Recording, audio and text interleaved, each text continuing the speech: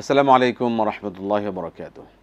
আলহামদুলিল্লাহি রাব্বিল আলামিন ওয়াস সালাতু ওয়াস সালামু আলা রাসূলিহিল কারীম ওয়া খাতামান নাবিয়্যিন ওয়া আলা আলিহি ওয়া সাহবিহি আজমাইন। সুপ্রিয় দর্শক, পৃথিবীর যে প্রান্ত থেকে আপনারা এই মুহূর্তে এটিএন বাংলার টিভি স্ক্রিনের সামনে আছেন, সকলকে স্বাগত জানাচ্ছি এটিএন বাংলার নিয়মিত আয়োজন RFL door presence Islami সালজা powered by Islami Bank Bangladesh PLC সরাসরি আয়োজন। এই সরাসরি আয়োজনে আপনারা আপনাদের জীবন ঘনিষ্ঠ যে কোনো ধরনের প্রশ্ন আপনারা করতে পারবেন। কোরআন সুন্নাহর আলোকে সহিহ সুন্নাহর ভিত্তিতে আমরা ইনশাআল্লাহ আপনাদের প্রশ্নের জবাব শুনব। আমি আছি আপনাদের সাথে কেম ফিরোজ। আমাদের সাথে আজ স্টুডিওতে উপস্থিত আছেন শেখ শাহ ওয়ালিউল্লাহ হাফিজাহুল্লাহ। আসসালামু আলাইকুম ওয়া রাহমাতুল্লাহি ওয়া বারাকাতুহু। রাসূলের সুন্নাহর বাইরে কি কোনো ইসলাম ধর্ম আছে? জি, ঠিক আছে, ধন্যবাদ। অতএব আমরা শুরু করতে পারি ইনশাআল্লাহ। আলহামদুলিল্লাহ ওয়াসসালাতু ওয়াসসালামু আলা রাসূলিল্লাহি ওয়া বা'দ। আকুলু বিল্লাহি তৌফিক। প্রথম প্রশ্নটা কি বললো? মুশরিক এবং মুসলিমের মধ্যে যে পার্থক্য সালাত, সেই ক্ষেত্রে এই পার্থক্যটা ক্ষেত্রে যারা নামাজ পড়েন না, ঠিকমতো আদায় করেন না, সেটা থেকে আমরা কীভাবে তাদেরকে কীভাবে আমরা মুসলিম বলতে পারি বা কীভাবে তাদেরকে মূল্যায়ন করতে পারি? আসলে ব্যাপারটা হলো যে রাসূলুল্লাহ সাল্লাল্লাহু তাআলা আলাইহি ওয়াসাল্লামের কথাই চূড়ান্ত সত্য, যেহেতু তিনি নিজের থেকে কিছুই বলতেন না। কোরআনের ভাষায় মা ইয়ানতিকু আনিল হাওয়া ইন হুয়া ইল্লা ওয়াহয়ু ইউহা।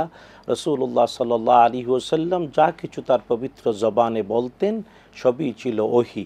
অর্থাৎ 40 বছর বয়সে রসুল এবং নবী হিসেবে তার উপরে ওহী নাজিল হওয়ার পর থেকে নিয়ে 23 বছরের জীবনে তিনি যা বলেছেন আমাদের জীবনের জন্যে, আখিরাতের জন্যে, মানুষের কল্যাণ এবং মানুষ এবং সৃষ্টির জন্যে রহমত হিসেবে সবই ছিল ওহী। তাই এর মধ্যে রাসূলুল্লাহ সাল্লাল্লাহু আলাইহি ওয়াসাল্লামের সে বিখ্যাত বক্তব্য বাইনাল আবদি ওয়া বাইনাল কুফরি তারকুস সালাহ, আল্লাহর বান্দা আর কাফের পার্থক্য হলো সালাত। এর কারণ যে সালাত হলো দ্বীনের খুঁটি। রাসূলুল্লাহ সাল্লাল্লাহু আলাইহি ওয়াসাল্লাম এটাও বলেছেন আসসালাতু ইমাদুদ্দীন, দ্বীনের খুঁটি হলো সালাত। ফামান আকামাহা ফাকাদ আকামাদ্দীন, যে সালাত কায়েম করলো সে দ্বীনকেই প্রতিষ্ঠিত রাখলো। ওয়ামান হাদামা, যে সালাত কায়েম করলো না সে দ্বীনকেই ধ্বংস করে দিল। অনেকেই হয়তো জানতে চাইবেন যে ইসলাম তো 5টি ভিত্তির উপর প্রতিষ্ঠিত। রাসূলুল্লাহ সাল্লাল্লাহু আলাইহি ওয়াসাল্লাম বলেছেন 1 নম্বর শাহাদাতান, যে ব্যক্তি আত্মা থেকে এই স্বীকৃতি দেবে যে আল্লাহ ছাড়া প্রকৃত কোনো মাবুদ নাই আর মুহাম্মদ সাল্লাল্লাহু আলাইহি ওয়াসাল্লাম আল্লাহ তাআলার প্রেরিত রসুল এবং তার বান্দা। 2 নম্বর সালাত কায়েম করবে, 3 নম্বর যাকাত আদায় করবে, 4 নম্বর রমজান মাসে রোজা, 5ম হলো সামর্থ্য থাকলে হজ। এই 5টির মধ্যে কেবল সালাতকে পার্থক্যকারী বলা হয়েছে ইমানদার এবং কাফেরের মধ্যে। শুধু তাই না, সালাতকেই কেবল দ্বীনের খুঁটি হিসেবে রাসূলুল্লাহ সাল্লাল্লাহু আলাইহি ওয়াসাল্লাম বলেছেন। এর কারণ সালাতের মধ্যে সবগুলো 5টার সব কয়টা সালাতের মধ্যে পাওয়া যায়। সালাত নিজে একটা আর বাকি 4টার সব কয়টা সালাতের মধ্যে পাওয়া যায়। কারণ ঈমান যার আছে সেই কেবল ঈমানের তাড়নায় বিনা সুতার বন্ধনে আল্লাহ তাআলার সাথে কথা বলার আকাঙ্ক্ষা নিয়ে নামাজে দাঁড়ায়। নামাজ মানে আল্লাহর সাক্ষাৎ। যারা নামাজ ছেড়ে দেয়, নামাজ পড়ে না, আমি শেষ করছি, তাদের কি মুসলিম বলা যাবে? সুতরাং ঈমানের প্রথম বাস্তবতা ফুটে ওঠে সালাতের মাধ্যমে। 2 নম্বর সালাত নিজেই দ্বীনের খুঁটির একটা। তারপরে থাকলো যাকাত। আজকের সময়টাই হলো অর্থ, টাইম ইজ মানি, এটা আজ প্রমাণিত। যে কোনো একজন কমন সেন্স যার আছে সেও এটা বুঝে। তাই সালাতে নির্দিষ্ট সময় ব্যয় করতে হয়। তাই সময় ব্যয় মানে এর সাথে অর্থের ব্যয় জড়িত। 3 নাম্বার রমজান মাসের রোজা। রোজা মানে না খাওয়া, না পান করা, না জৈবিক চাহিদা পূর্ণ করা, সুবহে সাদেক থেকে নিয়ে সূর্যাস্ত পর্যন্ত। হ্যাঁ, নামাজে দাঁড়ালেও খাওয়া যায় না, কথা বলা যায় না, পান করা যায় না, সব নিষিদ্ধ। শুধু না হজ মানে লাব্বাইক আল্লাহুম্মা লাব্বাইক, হাজির, আমি তোমার দরবারে হাজির। কিন্তু সালাত মানে প্রত্যেক ব্যক্তি নিজের অবস্থানে থেকেই হাজিরা দিচ্ছে আল্লাহ সুবহানাহু ওয়া তাআলার সাথে। সুতরাং সালাত সুস্পষ্ট পার্থক্যকারী ঈমান এবং কুফরির মধ্যে। তাই সালাত যে কায়েম করে না তাদের অবস্থা 3 ধরনের আমাদের সোসাইটির বাস্তবতায়। 1 নম্বর হলো ওই ব্যক্তি যে সালাত সত্য বিশ্বাস করে, সালাত আল্লাহর পক্ষ থেকে ফরজ, এই জ্ঞানও আছে, কিন্তু শয়তানের প্ররোচনার কারণে, নিজের অলসতার কারণে হয়তো ঠিকমতো কায়েম করে না।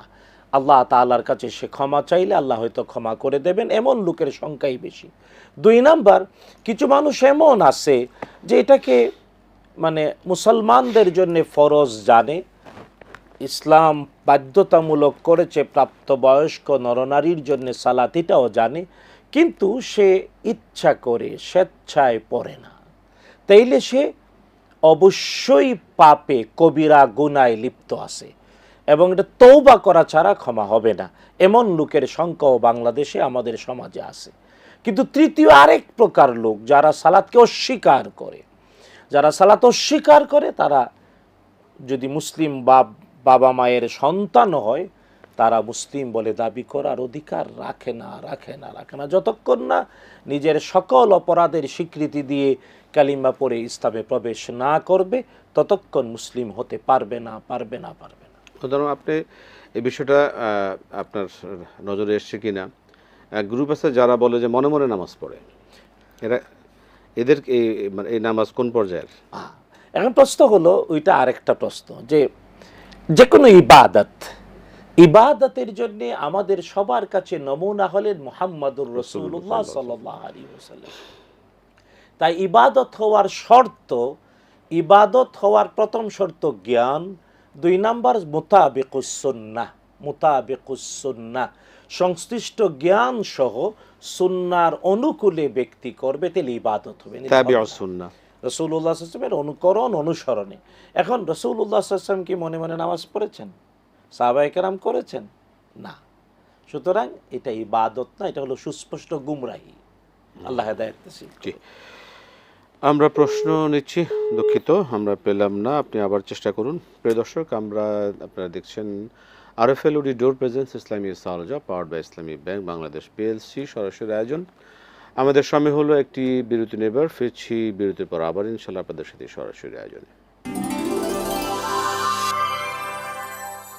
আসসালামু আলাইকুম রহমতুল্লাহি ওয়া বারাকাতুহু। প্রিয় দর্শক, ফিরে এলাম বিরতির পর। আরএফএলওডি ডোর presence Islami সালজা powered by Islami Bank Bangladesh PLC সরাসরি আয়োজনে আমরা বিরতির পর আবার প্রশ্ন নিচ্ছি। জি দর্শক বলবেন। আসসালামু আলাইকুম। আসসালামু আলাইকুম হুজুর। ওয়ালাইকুম সালাম। আমার হচ্ছে 3টি প্রশ্ন আছে। বলুন। প্রথম হচ্ছে, আমি মানে 5 ওয়াক্ত সালাতই আদায় করতেছি, তো ঘুমের মধ্যে হঠাৎ আমার যখন ঘুমটা ভেঙে যায়, গত পরশুদিন আমি দেখতাম যে একটা ধোঁয়ার মতো ঘরের ভিতরে, কিন্তু কোনো কিছুই ধোঁয়া হওয়ার মতো কোনো কিছু রুমে ছিল না। আবার যখন আমি ছাদের উপরে তাকাইলাম, মাথার উপরে যে ছাদ ঘরের, সেখানে দেখলাম যে কালো একটা অবয়বের মতো। সেটা দেখে আমি খুবই ভয় পাইছি, কিন্তু ওইটা দেখার পর আমি যখন আবার দোয়া পড়ে ঘুমাইতে গেলাম, তখন আমার শরীরটা আস্তে আস্তে নিস্তেজ হয়ে আসার মতো হচ্ছিল। মনে হচ্ছিল যে আমি কোনো কিছু ঘুমাইতে পারতেছি না, আমাকে কিছু একটা আমার উপরে, বুকের উপরে চাপ ধরে আসতেছে, আমি কথা বলতে পারছি না। আমার এরকম একটা সমস্যা মাঝে মধ্যে ফেস করি। আর দ্বিতীয় প্রশ্ন হচ্ছে, জমজমের পানি, এটা তো আমাদের জন্য খাওয়া খুবই উপকারী। তো আমি যখন এই পানিটা খাই, এর আগে প্রায় 2-3 বার আমি লক্ষ্য করে দেখছি যে আমার মাথার মধ্যে যন্ত্রণা করে। আমি যখন পানিটা খাই, আমার শরীরের মধ্যে অস্বস্তি হয়। এটা কেন? এটা তো একটা ভালো, আল্লাহর একটা নিয়ামত, এটা খাওয়া তো আমাদের জন্য খুবই উপকারী। তো এটা কেন হয়? এটা এটার সমস্যাটা কোথায়? আর 3 নম্বর প্রশ্ন হচ্ছে, ইসলামে বলছে যে রক্তের সম্পর্ক রক্ষা করতে হবে। আমার ছোট ফুপু আমার সাথে কথা বলে না, আমাকে দেখে গালাগালি করে, একটু সমস্যা আর কি। তো আমি তার সাথে কিভাবে রক্তের সম্পর্কটা রক্ষা করব? কারণ সে তো আমার সাথে কথা বলে না। তো আমি যদি তার সাথে কথা না বলি, সেক্ষেত্রে কি আমার কোনো পাপ হবে? আচ্ছা, ঠিক আছে। জি, আসসালামু আলাইকুম। ওয়ালাইকুম আসসালাম ওয়া রাহমাতুল্লাহি ওয়া বারাকাতুহু। প্রশ্ন আরও আছে, জি আমরা নেব ধারাবাহিকভাবে। আমি যেগুলো নিয়েছি একটু শুনে আসি প্রশ্নগুলো একটু। মোহতারাম, ইসলাম ধর্ম তো একটাই ধর্ম, অন্য কোনো ইসলামী ধর্ম আছে কিনা বা সেটা? না, প্রথম হলো যে ইসলামকে ধর্ম বলা, এটা হলো ভুল। ইসলাম ধর্ম নয়, বরং ইসলাম একটা পূর্ণাঙ্গ জীবন ব্যবস্থা। ইসলামকে আল্লাহ তাআলা বলেছেন দিন, কোরআনের ভাষায় ইন্নাদ-দীন ইনদাল্লাহিল ইসলাম, নিশ্চয় আল্লাহ তাআলার কাছে মানুষের পূর্ণাঙ্গ জীবন ব্যবস্থা একটাই, এর নাম আল ইসলাম। এবং আদম আলাইহিস সালাম, নূহ আলাইহিস সালাম, ইব্রাহিম আলাইহিস সালাম, মূসা, ঈসা, দাউদ আলাইহিস সালাম, তাদেরও দিন ছিল ইসলাম, তারাও সবাই মুসলিম ছিলেন। কোরআন কারীমে আম্বিয়া আলাইহিমুস সালামের নাম ধরে ধরে ইব্রাহিম আলাইহিস সালাম বলেছেন ওয়া আনা আউয়ালুল মুসলিমিন, আমি প্রথম আত্মসমর্পণকারী মুসলমান।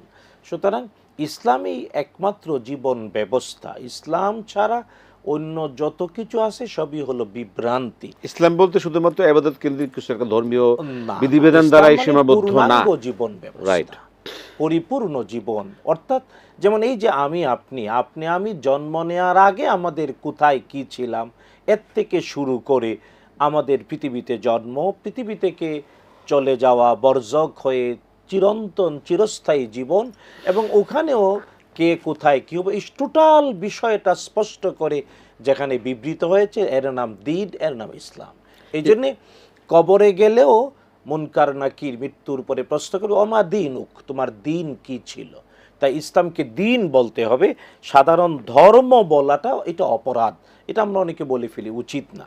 ইসলামকে তার পরিচয়ে পরিচিত করাতে হবে। ইসলাম অর্থ শুধুমাত্র যে মানে শুধুমাত্র ধার্মিক যে বিষয়গুলো নিয়ে চিন্তা করা না, নির্দিষ্ট কিছু মানে কাজ, নির্দিষ্ট কিছু চর্চার মধ্যেই দিন না, দিন তার সমস্ত জীবনের প্রতিটি মুহূর্তের মধ্যে দিন, প্রত্যেকটা বিষয়ের ক্ষেত্রেই দিনের অবস্থান রয়েছে। এবং সেটাই যারা এই ইসলামকে মানবেন তারা মানতে গেলে পুরো ইসলামকে মানতে হবে। এখন দেখুন, অনেকে হয়তো আংশিক মানে, আল্লাহ তাআলা কোরআন আল কারীমে কঠিন সতর্ক বার্তা দিয়েছেন। আল্লাহ প্রথম বলেছেন উদখুলু ফিস সিলমি কাফাহ, পরিপূর্ণরূপে ইসলামে প্রবেশ করো, ইসলাম মানো তো পরিপূর্ণ মানো। কিন্তু কিছু মানুষ এর পরেও হয়তো নিজের সুবিধা মতো যতটুকু ততটুকু মানে, সুযোগ আসলে মাথায় টুপি দেয়, অথবা এই ধরনের আরো আরো আরো আরো।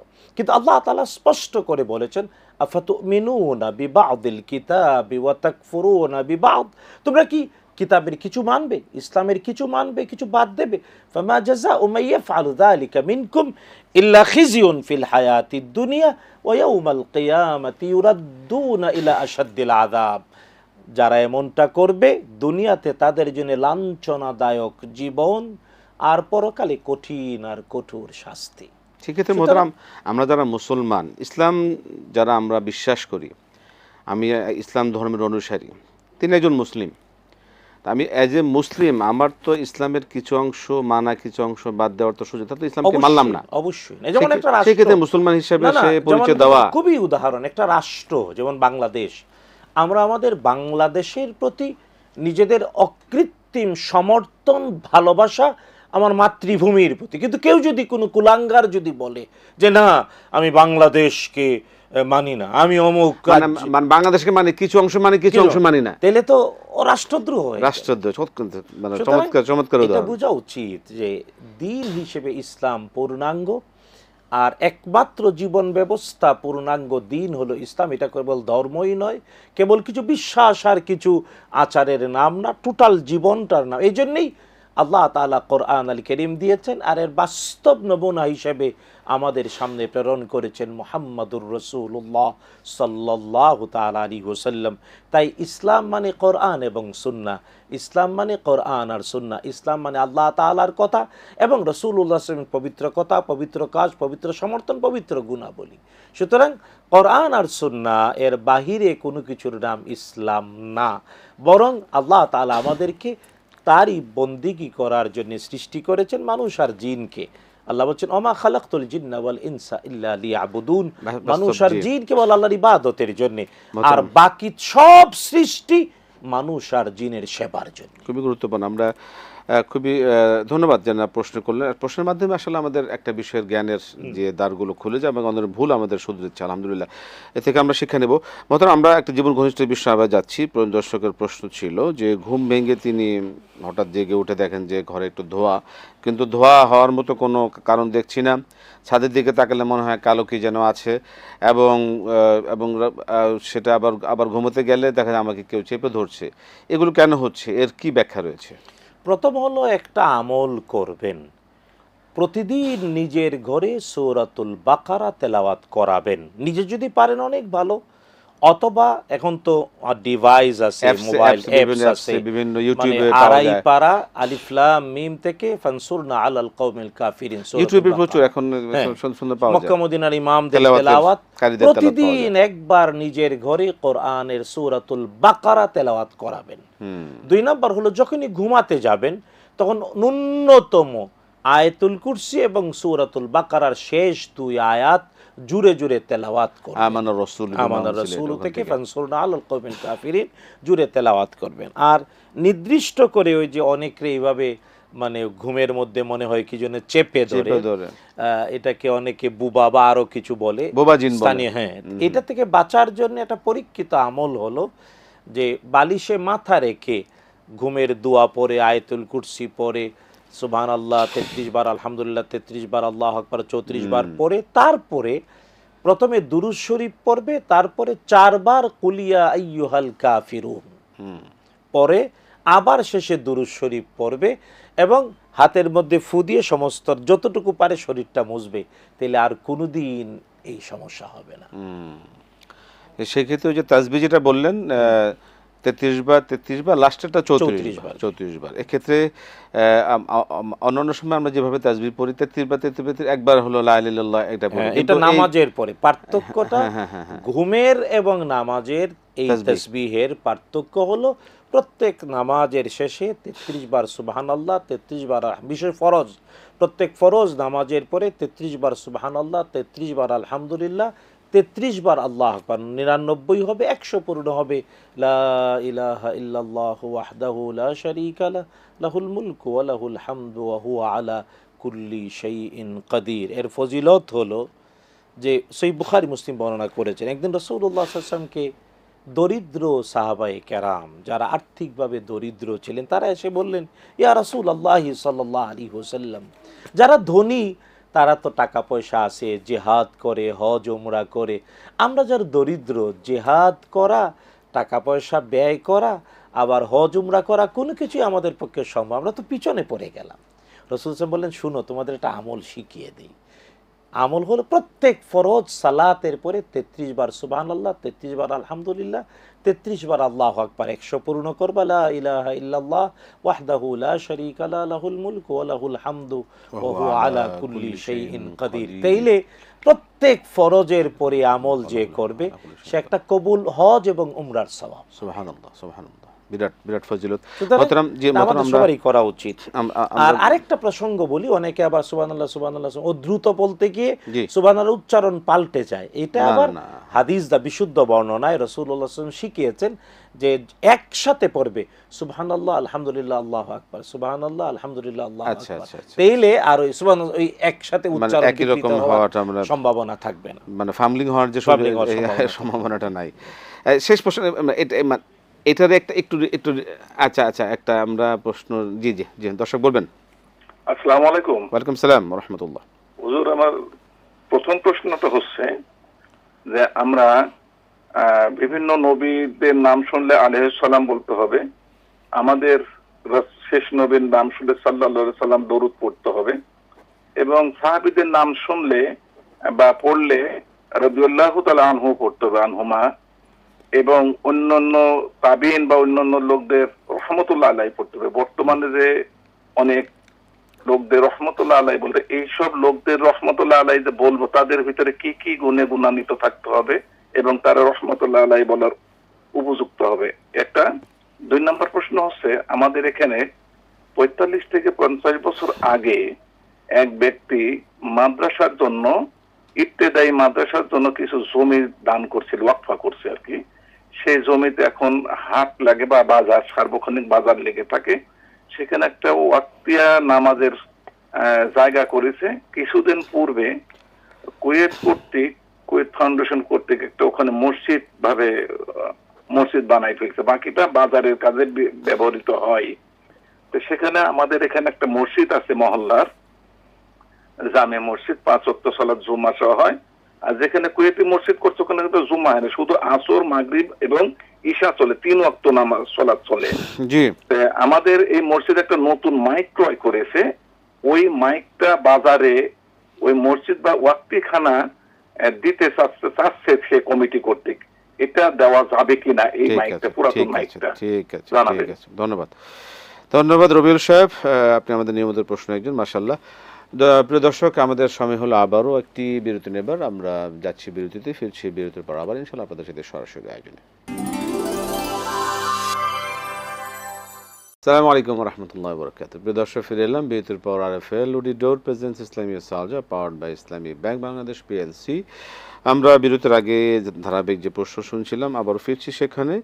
জি, প্রশ্ন হচ্ছে যে জমজমের পানি নিঃসন্দেহে ফজিলতপূর্ণ, বরকতপূর্ণ, কিন্তু আমি খেলে আমার কেন এর বিভিন্ন সমস্যা বা অস্বস্তি, মাথায় এরকম যে একটু যন্ত্রণা যন্ত্রণা, আসলে কেন এগুলো, কি এটা কি এসের কারণ হচ্ছে? না, এটা তো আর মানে ওনার শরীরের অসুবিধাটা কেন, এটা উনি ওনার শরীরকে জিজ্ঞেস করবেন, নিজেকেই প্রশ্ন করবেন, প্রয়োজনে ডাক্তারকে দেখাবেন। মানসিক তবে বিষয়। কোরআন এবং সুন্নাহ বলে জমজমের পানি রাসূলুল্লাহ সাল্লাল্লাহু আলাইহি ওয়াসাল্লাম তিনটি পরিচয় দিয়েছেন। এক নম্বর, রাসূল সাল্লাল্লাহু আলাইহি ওয়াসাল্লাম বলেছেন জমজমের পানি হলো ক্ষুধায় খাদ্য। তার মানে এটা এমন পানি যার মধ্যে শরীরের যত মিনারেলস দরকার, যত ভিটামিন বা শরীরের পুষ্টি যা যা দরকার, সকল পুষ্টিগুণ একটি পানির মধ্যে আছে, যে পানি সাধারণ পানির চেয়ে ভিন্ন, এর নাম জমজম, এটা খাদ্য। দুই নম্বর, রাসূলুল্লাহ সাল্লাল্লাহু আলাইহি ওয়াসাল্লাম বলেছেন এটা হলো ঔষধ, মহৌষধ, অসুস্থতার জন্য মহৌষধ। তিন নম্বর, রাসূলুল্লাহ সাল্লাল্লাহু আলাইহি ওয়াসাল্লাম বলেছেন এটা হলো জান্নাতের। তাই এই তিনটি পরিচয় জমজমের, আর এই জন্যে তাওয়াফ শেষ করে জমজম দাঁড়িয়ে পান করতে হয়। এছাড়া অন্য সময় বসে পান করা যায়। আর জমজম পান করার দোয়া হলো আল্লাহ, মানে রাসূলুল্লাহ সাল্লাল্লাহু আলাইহি ওয়াসাল্লামের শিখানো ভাষায়, যে আল্লাহুম্মা ইন্নী আসআলুকা ইলমান নাফিআ ওয়া রিজকান ওয়াসিআ ওয়া শিফাআন মিন কুল্লি দা। সুতরাং আপনি যিনি বললেন জমজম পান করলে মাথায় সমস্যা, এই দোয়াটা পরে পান করে দেখুন, আর বিশ্বাস করুন জমজম জান্নাতের, জমজম অসুস্থতায় শেফা। শেফা, এবং জমজম ক্ষুধায় খাদ্য। আর এই দোয়াটা ভুলবেন না, আল্লাহুম্মা ইন্নী আসআলুকা ইলমান নাফিআ ওয়া রিজকান ওয়াসিআ ওয়া শিফাআন মিন কুল্লি দা। তিন শ্রেণীর লোক জান্নাতে, জাহান্নামে যাবে, সেই শ্রেণীর লোক কারা? এই বিষয়টা আসলে কোরআন সুন্নাত থেকে কিভাবে? না, ব্যাপার হলো রাসূলুল্লাহ সাল্লাল্লাহু তাআলা আলাইহি ওয়াসাল্লাম বিভিন্ন সময়ে, কারণ রাসূল সাল্লাল্লাহু আলাইহি ওয়াসাল্লাম কথা বলেছেন অবস্থার, এই জন্যে শানে ওয়ার্দ জানতে হবে। কোরআন যেমন শানে নজুল, হাদিসে শানে ওয়ার্দ, অর্থাৎ রাসূলুল্লাহ সাল্লাল্লাহু আলাইহি, যেমন রাসূলুল্লাহ সাল্লাল্লাহু আলাইহি ওয়াসাল্লাম বলেছেন আইয়ুল ইসলামে খায়র, প্রশ্ন, রাসূল সাল্লাল্লাহু আলাইহি ওয়াসাল্লামকে প্রশ্ন করা হয়েছে, প্রশ্নকারীর বাস্তবতার ভিত্তিতে বিশ্বনবী জবাব দিয়েছেন। কাউকে বলেছেন ক্ষুধার্তকে খাদ্য দেওয়া, কাউকে বলেছেন পিতামাতার আনুগত্য করা, কাউকে বলেছেন প্রথম সালাম দেওয়া। এটা হলো প্রশ্নকারী এবং পরিবেশের ভিত্তিতে জবাব দিয়েছেন রাসূলুল্লাহ সাল্লাল্লাহু আলাইহি ওয়াসাল্লাম। তবে তিন প্রকারের মানুষ জান্নাতে যাবে না বলে যে হাদিস আছে, এর মধ্যে আমার এখন যা স্মরণে পড়ে তা হলো রাসূলুল্লাহ সাল্লাল্লাহু আলাইহি ওয়াসাল্লাম বলেছেন, একটা হলো আত্মীয়তার সম্পর্ক ছিন্নকারী, দুই নাম্বার আল্লাহ তাআলার সাথে শিরিককারী, তিন নাম্বার হলো যারা জেনে শুনে দিন এর পরিবর্তন ঘটায় তারা। অর্থাৎ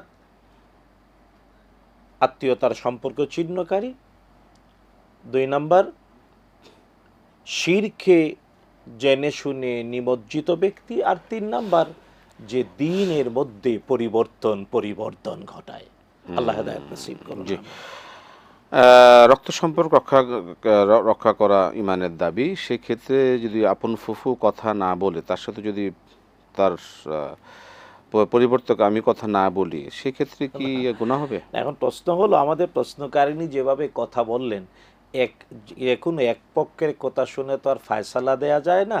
মানে ফুফু কেন কথা বলে না, ভাতিজির অপরাধটা কি? ভাতিজি কি একেবারে মানে পরিচ্ছন্ন? ফুফুর সাথে কোনো দুষ্টামি অন্যায় আচরণ করে নাই? ফুফুর কথা শুনলে বোঝা যেত যে মানে ভাইয়ের মেয়ের খবরটা কি। সে কথা বলতে চায়, সে সালামও দেয়, সে তার একটা, তার পক্ষ থেকে একটা আছে আর কি, সে বলতেছে স্পষ্ট করা যে হ্যাঁ, দুনিয়াতে সকল সম্পর্ক ভালো অথবা মন্দ হওয়ার জন্যে দুই পক্ষেরই কোনো না কোনো অবস্থা মানে দায়ী। কেন কথা বলছেন না সেটাকে ফাইন্ড আউট করে Find out solution করে, solution সমাধান। এটা হলো বিষয়। সমাধান করে করে। তাহলে কিন্তু যদি তার কষ্ট থাকে সেটাকে মিটিয়ে ভুলিয়ে দেওয়ার দেওয়া। চেষ্টা করা। তবে ভুল থাকলে। আমরা এতটুকু শুধু বলবো, প্রথম যেটা বললাম যে হ্যাঁ, নিজের দুষ্টাও আবিষ্কার করা, কেন ফুফু আমার সাথে কথা বলবে না, কেন আমাকে দেখলেই বকাঝকা করে, আমি কি ফুফুর কোনো স্বার্থ নষ্ট করেছি, অন্যায়ভাবে তাকে কোনো কষ্ট দিয়েছি, অথবা আমি মানবীয় দুর্বলতার কারণে কি তার কোনো কোনো ক্ষতি হয়েছে, এগুলা অনেকগুলো ব্যাপার আছে, এগুলা বিবেচনায় নিয়ে সমাধানের চেষ্টা করা, কারণগুলো সমাধান করে ফেলা, তাইলে সমাধান হয়ে যাবে। আর হ্যাঁ, যদি বাস্তবে এটা প্রমাণ হয় যে না, ফুফু কেবল হয়তো ভুল বুঝেছে, ফুফু কেবল অন্যায় আছে, ভুল ফুফু শুধরে দেওয়া। সত্যিই আমাকে সহ্য করে না, তাইলে বিশ্বনবী সাল্লাল্লাহু আলাইহি ওয়াসাল্লাম বলেছেন সিলমান কাতাক, যে সম্পর্ক ছিন্ন করে তুমি তার সাথে সম্পর্ক লাগাও, ও আফু আম্মান জালামাক, যে তোমার প্রতি অত্যাচার করে তুমি তাকে ক্ষমা করে দাও, ও আহসিন ইলা মান আসা ইলাইক, যে তোমার সাথে দুর্ব্যবহার করে তুমি তার সাথে ভালো ব্যবহার করো। মোহতারাম, আমরা সময়ের শেষ প্রান্তের দিকে চলে এসে আমরা অল্প সময় পাচ্ছি, সেই ক্ষেত্রে এই সংক্ষেপে যদি জবাবগুলি শুনতাম, সেই ক্ষেত্রে যে নবীর নামে যা বলতে হয়, নবীর নামের পরে এবং সাহাবীদের পরে, এই যে আমরা বিভিন্ন, এটা আসলে কোন গুণের ক্ষেত্রে কোনো ডিপেন্ড করে কিনা? দেখুন, আম্বিয়া আলাইহিমুসসালাম, তাদের ব্যাপারে আল্লাহ তাআলা নিজেই সালাম দিয়েছেন, সালামুন আলা নূহিন ফিল আলামিন, সালামুন আলা ইলিয়াসিন, সালামুন আলা মূসা ওয়া হারুন, আল্লাহ বলেছেন। তাই নবীগণের নামের শেষে আলাইহিমুসসালাম। মুহাম্মদুর রাসূলুল্লাহ সাল্লাল্লাহু আলাইহি ওয়াসাল্লাম ব্যতিক্রম, কারণ আল্লাহ তাআলা তার ব্যাপারেই সালাত এবং সালাম দুইটি বলেছেন। এই জন্যে রাসূল সাল্লাল্লাহু আলাইহি ওয়াসাল্লামের নাম হিসেবে মুহাম্মদ, মিম হা মিম দাল, রাসূল সাল্লাল্লাহু আলাইহি ওয়াসাল্লামের পবিত্র নাম হিসেবে শুনলেই সাল্লাল্লাহু আলাইহি ওয়াসাল্লাম বলতে রাদিয়াল্লাহু রাহমাতুল্লাহ আলাইহি ক্ষেত্রে, আর রাদিয়াল্লাহ সাহাবায়ে কেরামের ব্যাপারে 5 জায়গায় কোরআন আল কারীমে আল্লাহ বলেছেন রাদিয়াল্লাহু আনহু ওয়া রাদু আন। আর হ্যাঁ, যারা সাহাবী না তাদের ব্যাপারে রাহমাতুল্লাহ, রাহমাতুল্লাহ হলো দোয়া। আর কার ব্যাপারে দোয়া করবেন? যারাই মরে গেছে, যারাই মরে গেছে তাদের জন্য আমভাবে দোয়া করা। যদিও আমাদের সোসাইটিতে আমরা মনে করি রাহমাতুল্লাহ মানে একটা রিজার্ভ শ্রেণী, মানে আলাদা একটা স্ট্যাটাস, একটা আলাদা স্ট্যাটাস, মানে আলেম হতে হবে, কোনো বড় বুজুর্গ হতে হবে, এরকম না। ব্যাপারটা হলো যারাই মারা গেছে জি জি জি তাদের জন্য। আমাদের দেশে আবার আমাদের শেষ প্রশ্ন, আমাদের দেশে উল্টো সংস্কৃতি আছে, জি, যে কারো মরে গেছে নামের আগে বলে মরহুম। মরহুম এটা সম্পূর্ণ ভুল। মরহুম মানে রহমত প্রাপ্ত। এখন কে আপনাকে নিশ্চিত করলো যিনি মরে গেছেন তিনি রহমত প্রাপ্ত? এই জন্য মারহুম না বলে বলতে হবে রাহমাতুল্লাহি আলাইহি শেষে, নামের শেষে। আমাদের শেষ প্রশ্ন, এক কথা মোহতারাম, সময় একদম পাচ্ছি না আমরা, মাইক মসজিদের মাইক আরেক মসজিদে দেয়া যাবে কিনা? না, ব্যাপারটা হলো যে যদি মসজিদের পরিত্যক্ত অর্থাৎ মসজিদে ব্যবহার লাগে না, অতিরিক্ত, তাহলে দেয়া যাবে, মসজিদের প্রয়োজনে। আমরা আজকে আর সময় একদম শেষ হয়ে গেল, আর পাচ্ছি না, চারদিক থেকে আমাকে খুব চাপ আসতে শেষ করেন। মোহতারাম, আপনাকে অসংখ্য ধন্যবাদ, জাযাকাল্লাহু খাইরান, বারাকাল্লাহু ফীকুম। প্রিয় দর্শক, এই ছিল আজকে আমাদের আয়োজন। আপনাদের মূল্যবান প্রশ্নগুলো শুনছিলাম, জবাবও শুনছিলাম। এইভাবে আমরা জানবো, মানবো। আল্লাহ পাক আমাদেরকে কবুল করুন। আজকে শেষ করছি, বিদায় নিচ্ছি। আসসালামু আলাইকুম ওয়া রাহমাতুল্লাহি ওয়া বারাকাতুহু।